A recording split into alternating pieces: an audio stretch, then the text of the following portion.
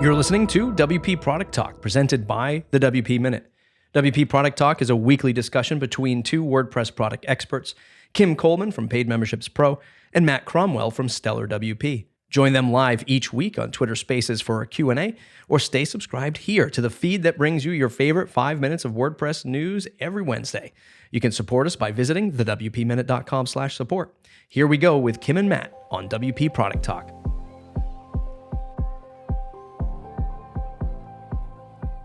Welcome to the 9th episode of WP Product Talk. We just keep going. Last week, we had a great episode with Rich Tabor talking about full site editing. And today, I'm excited to be having Jason Coleman here with us today as well. So thanks for being here, Jason. Yeah, no problem. I don't think everyone has as much fun with spreadsheets and things like that as I do. But there's some of us out there. And I think we can all learn to love them, and especially how useful they are in keeping our businesses running well. Absolutely. Ask my team about my passion for spreadsheets.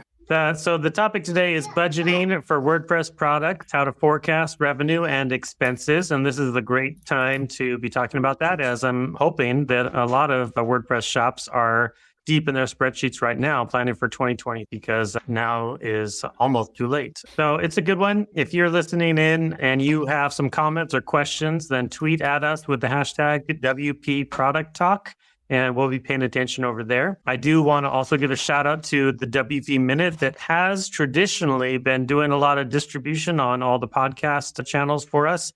They're a little bit behind at the moment, but I gave them a nudge today and they said they're on it. We're going to get the rest of those out the door this week. So thanks to WP Minute for that service. And now we want to do some quick introductions. I am Matt Cromwell, one of the co-founders of GiftWP, and that is the number one plugin, WordPress plugin for doing online donations for quite a while now. And we were recently, well, no, it's not so recent anymore. We're now owned by Liquid Web, part of Stellar WP, where I'm helping with marketing, operations support for Give and Cadence and Iconic and iThemes. It's gotten fun on our side of the fence for sure. So that's me.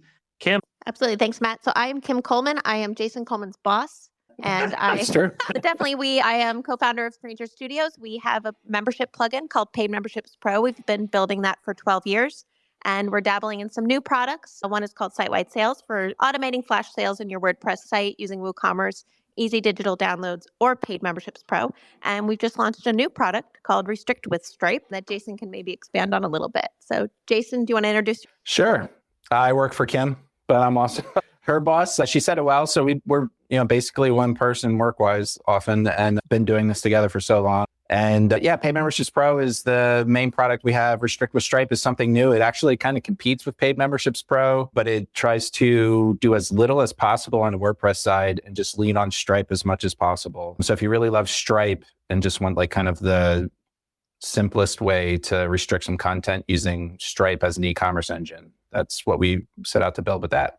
And we're looking for kind of early users. That sounds super fun. Kim mentioned that, I think, previously, and I have yet to get my hands on it, but I want to test it out for sure. Fun. Cool. Well, first things first, we need to address the big elephant in the room. Why should anybody care at all about budgeting and forecasting at all? Why is this such an important subject? And as I am prone to do, I like to throw our guest hosts under the bus first. So, Jason, what makes this such an important or significant subject in your mind? Why do all the WP product shops need to be paying attention to this? Yeah, I think it's important. It can feel like navel gazing in the same way checking your Google Analytics is. Like I definitely multiple times a day just open up the reports and see how much money came in. And that's not super useful. But if you have really good documents for doing your financial planning and budgeting and accounting, the primary use for them is to help you make decisions better and faster. So like you don't, like Kim gave one example of, someone on the team wants to spend $50 a month on some marketing service, and you don't want to have to figure out, is this worth it? Can we afford it? Every time you have a little decision like that, you kind of, if you do all this work up front, you know what your budget is and you know what you can afford, and you can make really quick decisions as long as you're within budget. And when there's bigger things, you know, like, hey, I can make this investment in the business without, running out of money, basically. So that's the idea. Get the data in place so that you do all that work up front and figure out, how to make better decisions. Nice. In case anyone notices, I've got a toddler in the background. So just FYI. Yeah, for me, it is in many ways two different things, forecasting, budgeting, forecasting for what you expect to be bringing in next year, hopefully, ideally with growth in mind, of course. And based on those projections, hopefully being able to establish good budgets that make sense. I totally agree. I love having good budgets in place that allow me to be able to make decisions and not have to overthink it when the time comes to pull the trigger on a purchase or a new hire, things like that.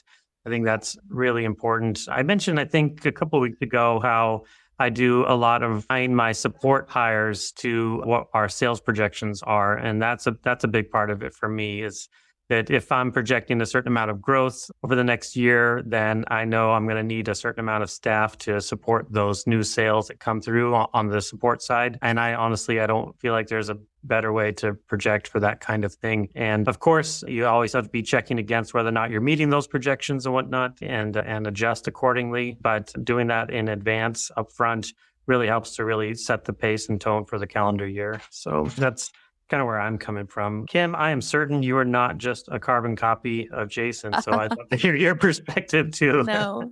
When we were brainstorming for this session, it could be a challenge for us to not overlap. But for me, the biggest thing is that a lot of founders pay themselves last. And by considering yourself in a budget and a fork, you can build in a salary that you're comfortable with and separate that, especially if you have an LLC model like Jason and myself. We're both 50% owners. All of the money that's left over is technically ours. But when we don't actually pay ourselves, a quote unquote salary, when we don't recognize that as a cost of this business, then I think we're undervaluing our contribution, and we're not preparing our business for a future time when we are as full-time in this. If you develop additional products, if you develop other revenue streams, you'll become divided. So you won't have any idea what it will cost to replace yourself, even in part, within your organization. So I think it forces you to take a look at some costs you're not even realizing when you're just managing in QuickBooks. Nice. That's good insight for sure. Cool. I think that's about it. I mean, I actually really think of budgeting and forecasting really as fundamental to doing good business personally also. It's really like business 101, regardless of what your current revenue stream looks like, what your current sales look like. In order to really be setting yourself up for success, you got to do this, whether you like spreadsheets or not, honestly. Yeah. Jason, do you have additional thoughts there? I mean, of course, I think Kim's point about paying yourself first is really important. And even more so if you have the kind of business that is kind of up and down. Like when we did consulting work, we'd have some months where we'd make 3 times as much as a typical month. And some months we wouldn't make as much, we'd have a low month. And I know like on Kim's side, she would see like the money coming into the bank account and be like, we didn't make any money this month. And when we started forecasting and paying ourselves a salary, I could be like, well, the business didn't make any money. We still made money because we're kind of paying ourselves by moving a more consistent salary from one account to the other. Because your life can be crazy if you're like, you feel rich because you just landed a big contract, and then the next month you feel poor because you're not landing big contracts. If you forecast it over the course of a year and divide by 12, you get a more, typical budget for your personal finances as well. So that's useful. Yeah. No, that's great. Cool. Well, another part of what we do here is what we call story time. We want to go around and give some examples of how this subject has impacted us personally in the past in our businesses, and things that we learned, definitely pros, and things that we feel like we succeeded at. And Jason's really good at talking about failures, I have to say. I'm not suggesting that you need to talk about failures, but I've heard some good, especially on the support side or the customer feedback side. But not on the budgeting side. You're great with spreadsheets. So I'd love to hear some stories. Jason, why don't we start with you? What a good story. Man, I wish I came with like a good failure for you that was on topic to talk about. Maybe next time. It is important. But maybe like to visualize some of the stuff we're talking about. I remember like the earliest times I started trying to do forecasting in spreadsheets, and we had a simple spreadsheet for our consulting business that was basically, how much money did we make total this year? How many customers did we have? And what was the average project price? And kind of how many hours did we spend? What was our hourly rate? And kind of the past few years, we, put that into a spreadsheet. And, the thing you can do in a spreadsheet is you can select a row, like a formula, and then drag it down. So I was like, hey, let's shoot for like 30% growth, which was a number like just out of the top of my head. It was, it was just like, that would be nice. And you get to see like, hey, maybe we made, $50,000 this year, but in 3 to 4 years, like that becomes, in the 6-figure range. That's pretty nice. Let's shoot for that. So there's like this positive visualization when you do that, kind of like the secret, like you're like, you see it on the spreadsheet, like, oh, like 2 years from now, I'll be able to buy a house, like apparently. But the other aspect of that is like, the money doesn't just go up. You kind of you have to ask yourself a question like, okay, well, how do we grow 30%? And in that simple spreadsheet that we built, there was only 2 levers really that we could turn as a business to make the total revenue go up. And that was either get more customers or raise our prices.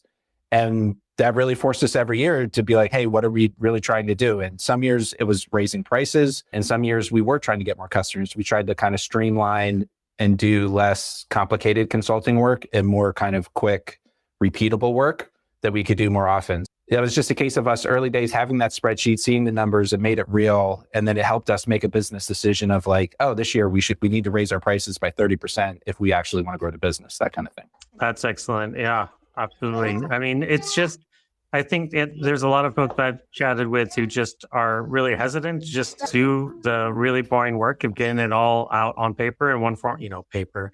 In spreadsheets in one form or another. But sometimes that's really all it takes, is just making sure to lay it all out and look at it. And once you see what you have in front of you, it just kind of makes a lot of your decisions for you. Kim, I'd love to hear your take. Same business, different take. I'd love to hear your story too. Sure. I want to talk about a common argument Jason and I have, and I think I'm coming around. I think he's winning me over. And this relates to planning, having plans. And in a lot of ways, a budget is a point in time where, or a forecast even more specifically, is a point in time where you look ahead and you take the information you have from history and you use that and you mix in a little bit of expectations, you mix in a little bit of hopefulness, and you create a vision for the future.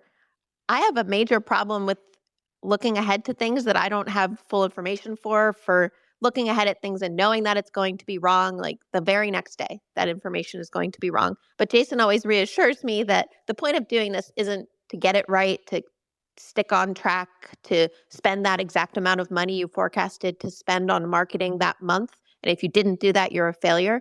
It's more about the point in time that you had those conversations, you set those expense estimates, let's say. And even though it's wrong, the art of planning was the point of having that conversation. So for us, the pandemic was a really interesting time where forecasts were very wrong. As soon as things started getting really crazy, like March through May of 2020, all of our forecasts were incorrect. We were growing a lot more and we were not able to spend as much because we had allocated money for marketing expenses that didn't exist. These in-person WordCamps didn't exist. These other in-person events. We were trying to budget to have a whole team trip. The pandemic hit, and that line item on our budget was like a no-go. So I think when you look at budgeting, there are going to be places where you might not meet the expense level. And what do you do in that case? So you don't just like, oh, shoot, we should sponsor a bunch of stuff because we didn't spend our marketing budget this year. You could make that decision, but at least you have a story to tell for why, and you had that goal set in the first place. So I don't think we're great at this. We're still maybe not spending what we estimate to spend on marketing, and we're still toying with how can we have a team trip? How can we continue to budget for a team trip when we aren't yet sure that the world can accommodate it for our full team globally? So that's like an interesting piece that hangs over me when I look at these budgets. I will share a tidbit that Jason, to a degree, is an overestimator when it comes to the expenses side. So if you have to err on one side of doing it, I think that's a healthy way to be incorrect so that you don't feel like bad about your budgets when you put the real number in for that month on that spreadsheet row.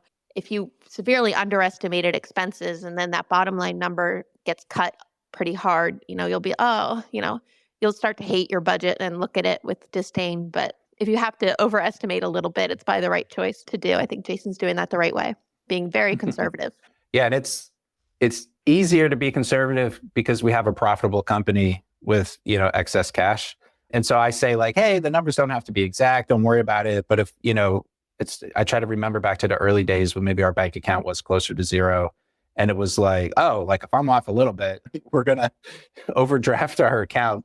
So if you're in that situation, I guess you have to be like a little more serious about that end of things. But yeah, like for example, like the marketing budget, it tries to be a conservative estimate. And like I said at the top of the show, sometimes it's to make decisions quicker. So it's kind of like, I don't want to have to figure out if we can afford anything below $5,000 a month. If it's below it, just do it. You don't have to have like a bigger discussion of, can we afford this? Just, is it useful? And if you don't actually spend your budget, that's not necessarily a bad thing. But in some cases, maybe it is. If part of the strategy is that we should be quote unquote marketing and pushing things, and we're not using all of our resources, including the money to do that, it's worth it. Kim and I talking about that and figuring that out. Yeah, no, that's a really good point. I like both of those. Like for one, what you said, Kim, that like it's not intended to be like a perfect forecast of what you know you're going to spend. It's really there's guardrails to make sure you're not going crazy off one side or the other, and it's flexible for sure. And also, I agree with that a lot. That specifically that you want to make sure that things are going in the right direction and that you actually are spending what you intend to spend here. And not only just in terms of like marketing spend, but also in terms of investing in your team, perhaps. If you set aside a certain amount of budget specifically for hiring, and then you just kind of like put off that new hire, like maybe it's like, we got all this extra money here for hiring, we just never hired, and but we're doing fine. Like, no, you got to pull that trigger and make sure you do those hires and keep investing in your company as you go. So I like both of those for sure. I think story time for me, one of the things that was interesting in the earlier days of Give was specifically that we did really want to do some big investments in the product or in the team in one form or another. And there were times when it just didn't feel feasible. And so we kind of started working into an every other year kind of cycle. 1 year, we would treat the budget as a year of investing deeply in the company, which would be kind of a year of growth, really intending to do some more hires, to invest more in marketing. And then the year that followed that would often be a bit more of a leaner year, intending and hoping that the investments that we did paid off in more profits and more sales and things like that. And by going lean the second year, we actually end up having a higher profit margin based on the investments that we made the previous year. And I do feel like overall that ended up working in our favor. And we definitely were also overestimating expenses regardless, either year. Like if we said, we're going to need a budget for 2 new hires, maybe we were thinking that each was going to be like a $75K salary. We would still probably budget more towards $200,000 total instead of just $150. That's a little bit too much, not quite that much, but we were definitely overestimating. And I agree with that. Like having that as a buffer is really important and helpful as well. And I love that also in terms of what you said, Jason, that when the budget for like marketing or whatnot is just like less than $5,000, let's not spend a meeting talking about that. Let's just make sure and invest it and spend it. That's very similar for us as well. Could you, Matt, expand? Because I know it's obvious with Jason and myself, we work on the same company. Who in your team, let's say the acquisition, was involved in this process? Yeah, all the budgeting and forecasting was the partner, which at that time were me and Devin Walker and Jason Cannell. And so we would be, right around October is when we would start beating up our performance for the year and start looking at projecting for the future. Jason was our finance guy, and he would definitely start out with all the projections, and he always tended to project pretty conservatively. And then we would sometimes try to, let's push it up a little bit. I think we're going to outperform next year just a little bit so that we can justify a little bit more hiring spend or things like that. Or we would say the opposite. Let's tone it down and set expectations a little bit lower and try to, if we do exceed expectations, then that ends up being buffer that we have to invest the following year. So yeah, on that front, like one thing that I've been trying to lean into more and more is that those types of conversations like revenue and revenue streams and those kinds of things can sometimes be kind of an uncomfortable kind of conversation for employees or team members. And so oftentimes I like to talk about other types of metrics for them, especially on the marketing side, really focus much more just on conversions instead of the actual revenue numbers that can kind of vacillate based on discounts and average revenue per unit and things like that. But making sure that the folks who are setting budgets and things are always paying attention to the revenue line. That's a really good point about kind of insulating your team from some of the metrics. Like we had something like that early in the year where we realized the marketing kind of scorecard had revenue numbers on it. And I think the team noticed that, I don't know, I think the August month was like a little lower than like the previous year's August month or something. And they were like, what can we do about it? And I was like, oh, no, wait, it's not your job to figure that out. Like your job is to get traffic and conversions and get people, opening emails and things like that. Like they were kind of distracted by the high level numbers in that document. But we do share with them we try to quarterly let them know that the business is okay. And we did have fun once, like we had like a race to 1 million when we were kind of a little bit close to 1 million revenue for the year. And we said like, what can we do in 2 months to just make money? And we got like really good ideas out of the team. It was like a special thing, but in general, try to insulate that. Yeah. I agree. Cool. Well, next one we have here is a quick little defining terms, which I think is really useful and helpful just for everyone to be on the same page here. Jason, you want to walk through this a little bit? I think especially when it comes to the difference between accounting and finance, that's actually something that I think a lot of folks in the early days don't think too much about. What's your take on that? Yeah. So it's like accounting and finance, and this would be a simplistic view. Kim manages the accounting for the most part in our business, and we have like some people that we outsource to as well. But the accounting is, all the receipts for everything coming in and out. So if you have a consulting business, every invoice that gets paid, keep track of that in a sheet or in QuickBooks. And every time you pay something, keep track of that.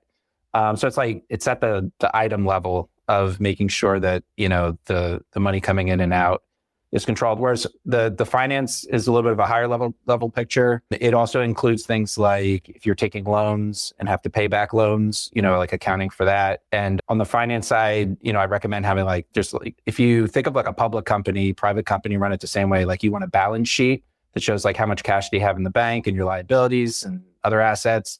And you want to have like a cash flow statement or a forecast, which is like, your estimate month to month and quarter to quarter of the money coming in and out, not at the item level, but at the kind of like a higher level, group things by product and things like that.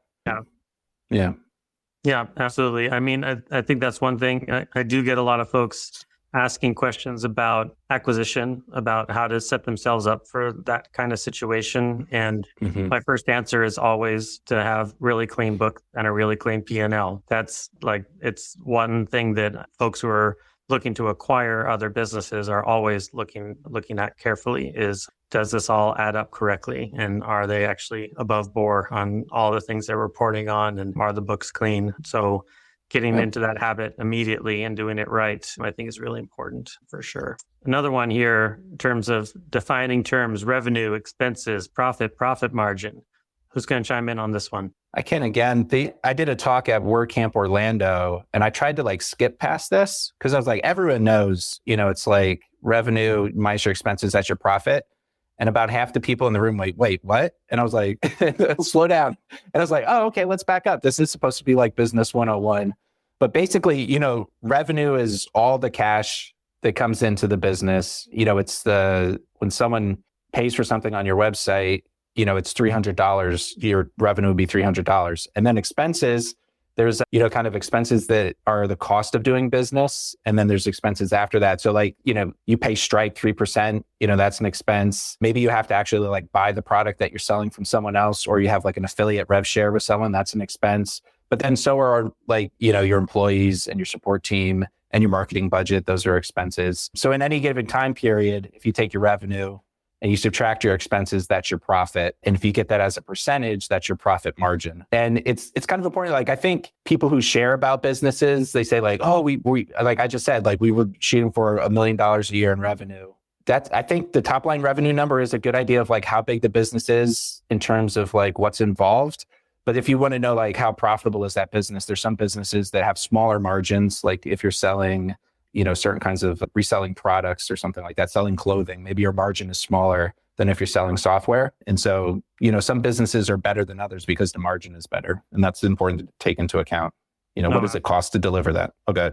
Yeah, no, absolutely. That's another one that, actually Kim and I just said the other day that we should do a talk about setting your business up for acquisition. And it probably will overlap a lot with this conversation because that's exactly right. And the thing I was saying earlier about how sometimes we would have kind of a leaner year on purpose, a year of investment, and then a year more that was more focused on investing in new team members. The profit margin would definitely be thinner in those years when we were doing a lot of hiring, and a lot fatter in years when we were trying to be lean. But that was all intentional and on purpose. That was trying to accelerate the growth of the company so that by the time we were ready for acquisition, the profit margins were solid and good. I mean, it wasn't only for that intention, but it's also that you have a lot more flexibility to be able to do the kinds of big moves that you want to do when you do have those profit margins. So being able to pay attention to that carefully, I think, is really important. So good clarification for sure. And I'll just add on these terms, super important to look at them individually and understand how they impact each other within your business specifically. Growing revenue might mean growing expenses in parallel. And sure, you've grown, but your total profit is the same. So looking at these numbers, understanding them individually, profit margin probably being the best one that's showing you that ratio, and then individually thinking of strategies to reduce one area, increase one area, or just increase your profitability without increasing your expenses. So yeah, I hope that's not vague, but I think it just helps you understand why is understanding these 4 different terms important. It's because they have a relationship to each other and they're individually important. And honestly, when I've asked other businesses, like, what's your profit margin? Like, there's no rule of thumb. There's no metric that you're going to say, like, oh, well, all WordPress products have this profit margin. That should be my target.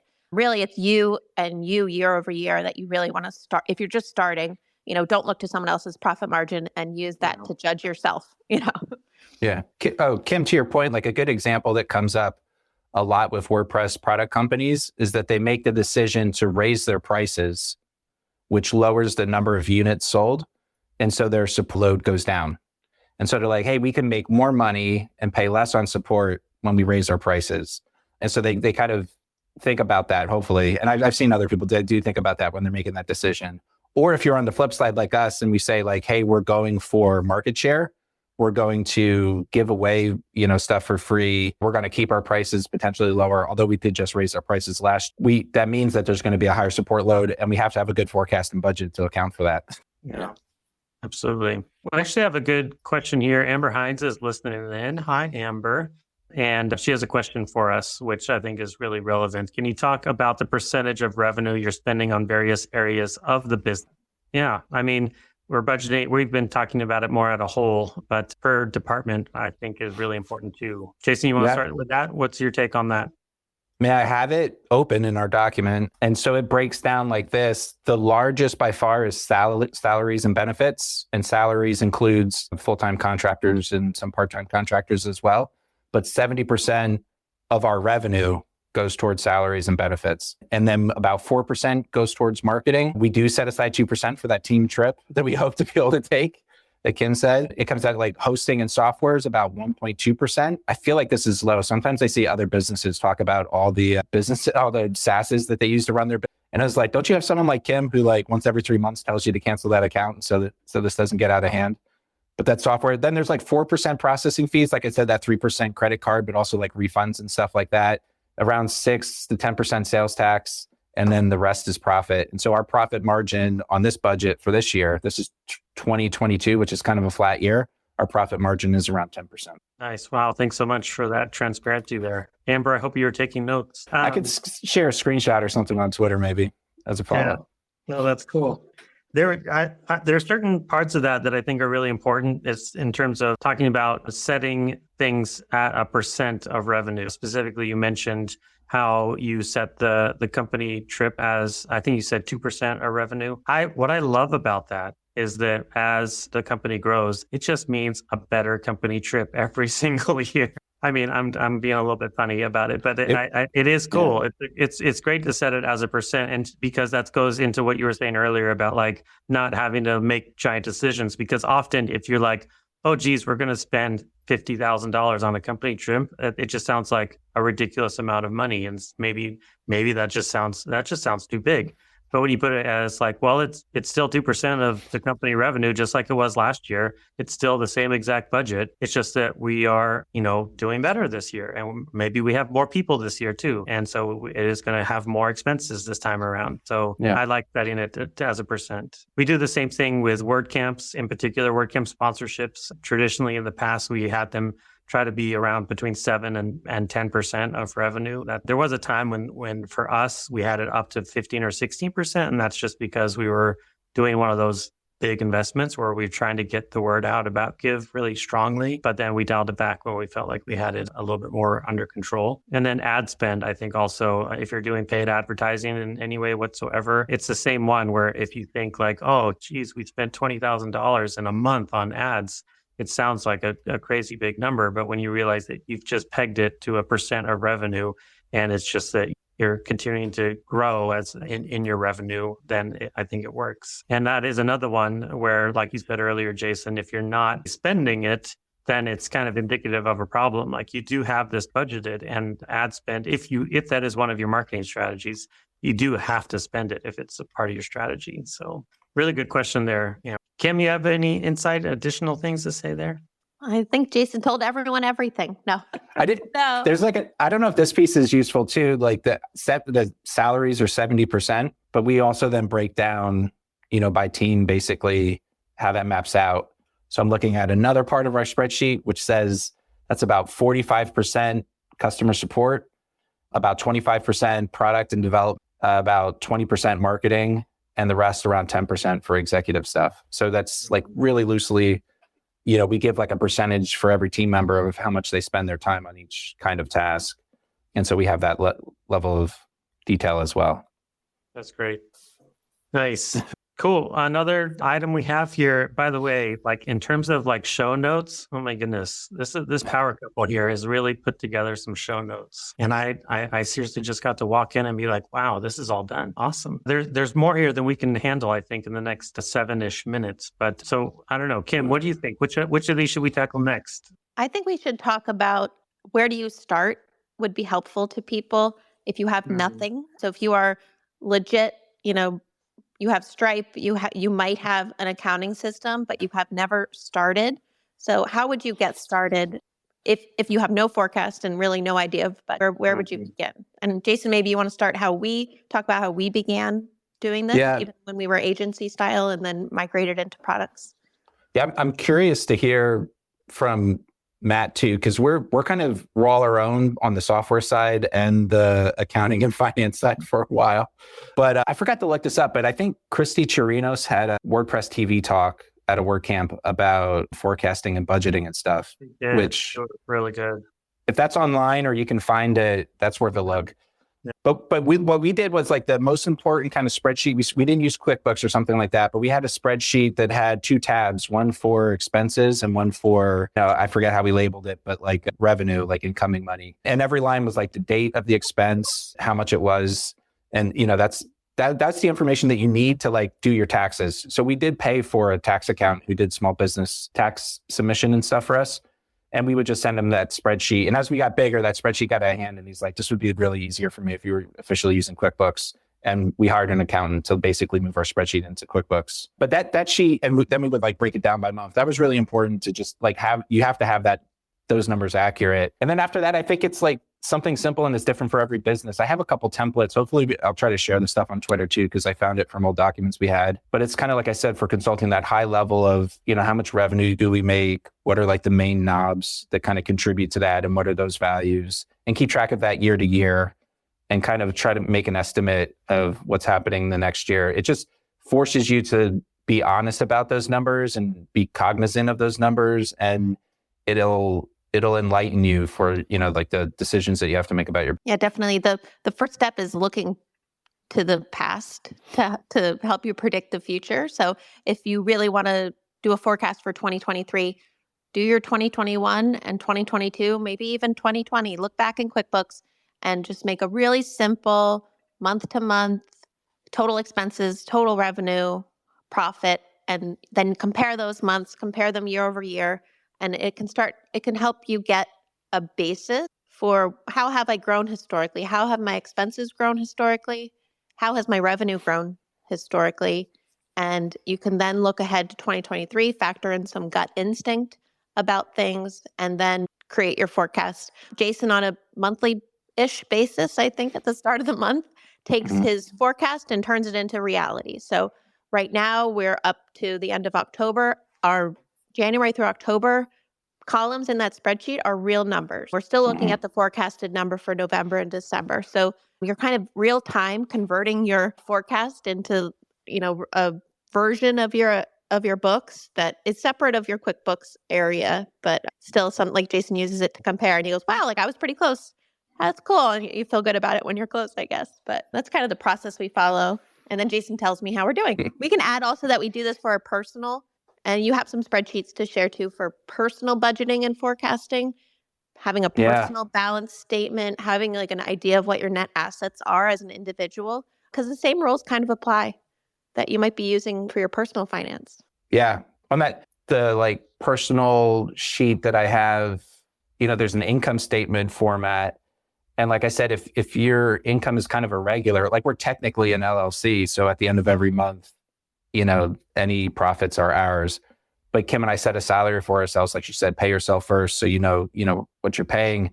But that income statement for our personal finances is just that salary that we set for ourselves. So it gives us like a really clear, consistent month to month view of what our expenses are. And if we're in the same way, like the team trip, like if your travel expense, that should be budgeted in your personal life. Like how much do you actually pay for a vacation? We still get bonuses and stuff. That's fun too. We give ourselves a bonus when we give everyone else a bonus. And that's when I buy synthesizers and guitars. But you want to be honest about like what's a planned expense and what's not.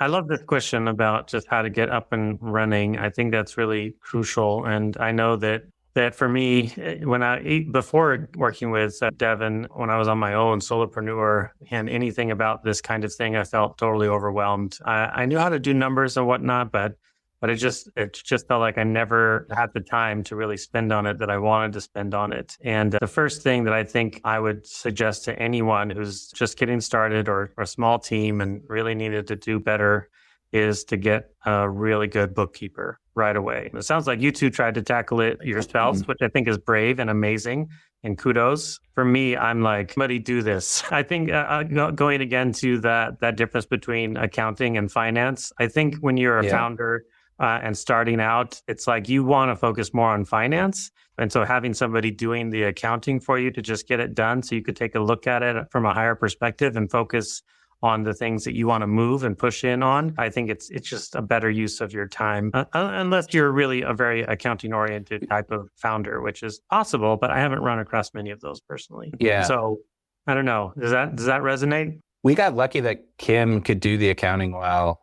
How much do we pay for our accountant now? It's not too much. No, I think we pay about $200 a month, $220 a month, and they do it. It's every quarter I get a report. So for our business, we're very cash flow positive.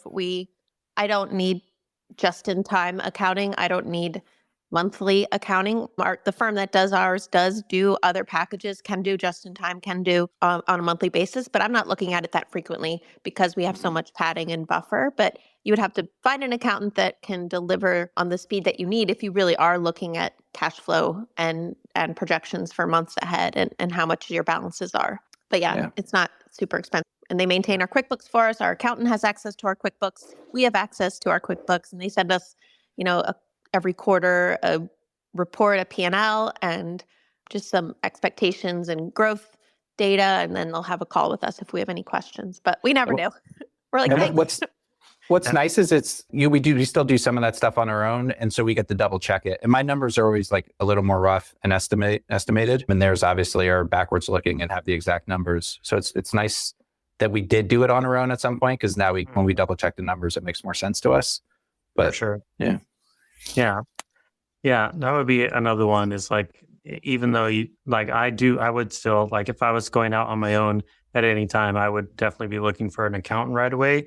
But I would also be definitely beating up the numbers on my own and making sure that they make sense. I think you really do have to make sure to be investing that time and at least know the fundamentals of how your business works at that level for sure. We typically send off with just like 2 quick sentences or 2 or 3 quick sentences on what your best advice would be for anybody just getting started. This is similar to the question we just asked, but maybe really succinct. So let's start with Kim. Kim, what's your best 2-sentence advice for folks who are just getting started with budgeting and forecasting? I would say start with simple spreadsheets. I've tried QuickBooks many times over the years and left because the interface was not intuitive to me. I was very confused by it. So when you're just starting, you still have good accounting, but for budgeting and forecasting, a spreadsheet program is your best friend. It's something you're most likely very familiar with, and you won't have a learning curve to get going in this import process and all this jazz. So I would start with spreadsheets. And if you eventually want to move to a more complex hosted paid tool, go for it. But simple is often better because we're just looking at some numbers and their relationships to one. Jason, what is your big takeaway, best advice? So I think one of the benefits of doing this that I don't want to be lost is that second order, decision making that you're forced to do when you look at these numbers.